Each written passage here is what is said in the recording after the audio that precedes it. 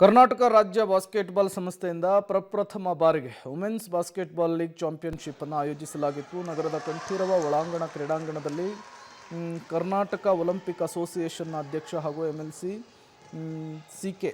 K Govindaraj ನೇತೃತ್ವದಲ್ಲಿ ಇದೇ 14ರಿಂದ 22ರವರೆಗೂ ಕೂಡ 8 ದಿನಗಳ ಕಾಲ ಈ ಪಂದ್ಯಾವಳಿಯನ್ನು ಆಯೋಜಿಸಲಾಗಿತ್ತು.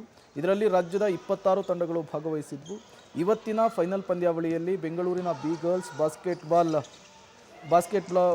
ಕ್ಲಬ್ ಪ್ರಥಮ ಸ್ಥಾನವನ್ನು ಗಳಿಸಿ 75,000 ರೂಪಾಯಿ ಬಹುಮಾನವನ್ನು ಪಡೆಯಿತು. ದ್ವಿತೀಯ ಸ್ಥಾನವನ್ನು ಬೆಂಗಳೂರಿನ ಮೌಂಟ್ಸ್ ಬಾಸ್ಕೆಟ್ಬಾಲ್ಸ್ ಕ್ಲಬ್ ಪಡೆದು 50,000 ನಗದು ಬಹುಮಾನಕ್ಕೆ ಪಾತ್ರವಾಯಿತು. ತೃತೀಯ ಸ್ಥಾನವನ್ನು ಮೈಸೂರಿನ ಕ್ರೀಡಾ ಹಾಸ್ಟೆಲ್ ಹಾಗೂ 4ನೇ ಸ್ಥಾನವನ್ನು ಜಯನಗರ ಸ್ಪೋರ್ಟ್ಸ್ ಕ್ಲಬ್ ಗಳಿಸಿತು.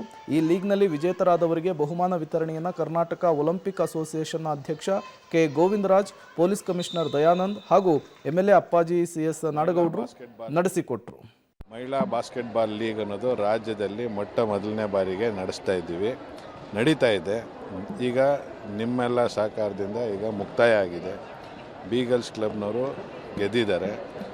ಮಹಿಳೆಯರಿಗೆ ಅವಕಾಶ ಕಡಿಮೆ ಅಂತೇಳಿ ಒಂದೇ ಒಂದು ಟೂರ್ನಮೆಂಟ್ ಮಾಡ್ತಾಯಿದ್ವಿ ಮಹಿಳಾ ದಿನಾಚರಣೆಗೆ. ಅದು ನನ್ನ ತಾಯಿ ಹೆಸರಿನಲ್ಲಿ ಮಾಡ್ತಾಯಿದ್ದೆ.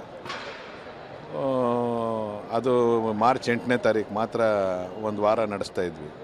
ಮತ್ತು ಬೇರೆ ಕಡೆಯಿಂದ ಯೋಚನೆ ಮಾಡಿದಾಗ ಪುರುಷರಿಗೆ ಭಾಳಷ್ಟು ಲೀಗ್ ಚಾಂಪಿಯನ್ಶಿಪ್ಪು ಟೂರ್ನಮೆಂಟ್ಸ್ ಎಲ್ಲ ಇದ್ದಾವೆ.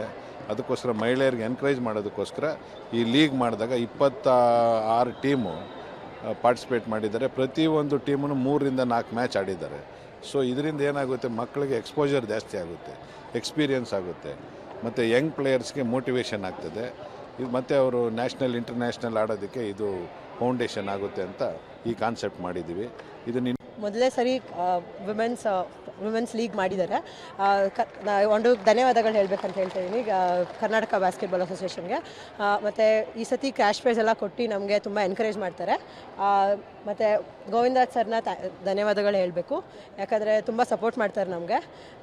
ಮತ್ತು ನಾವು ಟೀಮ್ ಆಗಿ ತುಂಬ ವರ್ಷದಿಂದ ಆಡ್ತಾಯಿದ್ದೀವಿ. ಬಿ ಗರ್ಲ್ಸ್ ನಮ್ಮ ಟೀಮ್ ಹೆಸರು. ಮೋಹನ್ ಸರ್ ತುಂಬ ಹೆಲ್ಪ್ ಮಾಡ್ತಾರೆ ನಮಗೆಲ್ಲ.